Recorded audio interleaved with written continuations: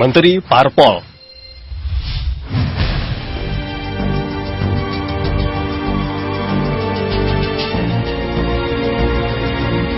Ibarat mesin, pemerintahan berjalan baik jika semua komponen bekerja prima. Bila salah satu komponen aus atau tidak lagi bisa mengikuti ritme, pemimpin sebagai pengendali mesin bertugas memperbaikinya. Bila komponen itu tidak bisa juga diperbaiki, pengendali mesin harus menggantinya daripada mesin tersendat atau macet. Kekhawatiran akan tersendatnya kinerja kabinet pemerintah itulah yang sedang terjadi di tanah air. Para menteri yang merupakan komponen penting laju pemerintahan kini justru asik berpolitik. Saat ini ada 10 menteri yang masuk daftar caleg sementara DCS untuk pemilu legislatif 2014. Para pembantu presiden itu ialah 5 menteri dari Demokrat, yakni Menteri Koperasi dan Usaha Kecil dan Menengah Syarifuddin Hasan, Menteri Perhubungan Mangindaan, Menteri Hukum dan HAM Amir Syamsuddin, Menteri Energi dan Sumber Daya Mineral Jero Wajik, dan Menteri Pemuda dan Olahraga Roy Suryo. Kemudian 2 menteri kader PKS, Menteri Pertanian Suswono dan Menteri Komunikasi dan Informatika Ifatul Sembiring.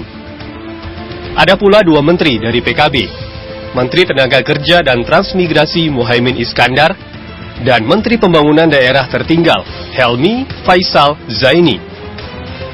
Terakhir, 1 menteri dari PAN, yakni Menteri Kehutanan Zulkifli Hasan.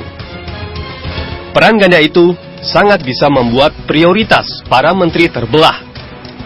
Kewajiban menjalankan tugas negara tersaingi oleh program politik dan pencitraan pribadi. Keresahan akan kinerja pemerintahan diungkapkan Presiden Susilo Bambang Yudhoyono pada hari Senin 22 Juli. Melalui juru bicaranya, Presiden menegaskan kegiatan parpol tidak boleh meminggirkan kepentingan negara dan tugas di pemerintahan. Presiden pun mempersilahkan mundur para menteri yang lebih fokus ke politik. Sikap Presiden ini pantaslah diapresiasi. Lewat pernyataan itu, Presiden telah menyentil para pembantunya. Namun, demi pemerintahan yang efektif, sikap Presiden selayaknya bisa lebih tegas. Tidak perlu menunggu. Presiden menentukan apakah menteri tersebut tetap layak berada di kabinet atau tidak.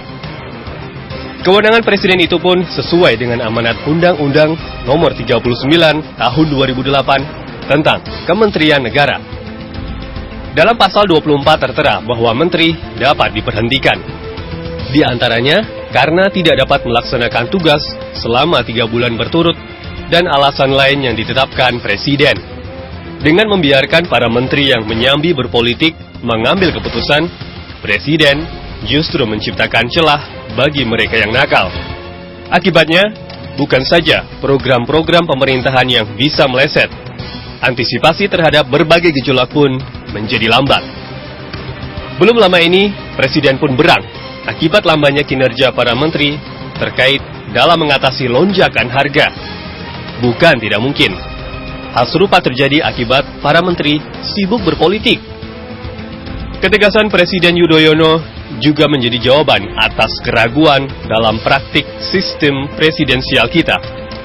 Meski tertuang dalam konstitusi, negara menganut sistem presidensial, namun dalam praktiknya, Presiden sangat bergantung kepada partai-partai koalisi. Koalisi yang gemuk juga membuat Presiden tidak leluasa menjalankan kewenangannya. Lebih jauh, menjaga prioritas dalam kabinet sebenarnya bisa dicontohkan Presiden lewat kader partainya sendiri. Toh sebagian besar dari menteri yang masuk daftar caleg merupakan kader Demokrat. Sebagai Ketua Umum Partai Demokrat, Presiden Yudhoyono semestinya dapat menjaga agar kadernya yang berada di kabinet tidak terbagi prioritas. Tanpa hal itu, teguran Presiden seperti basa-basi belaka. Menjaga prioritas dalam kabinet sebenarnya bisa dicontohkan Presiden lewat kader partainya sendiri.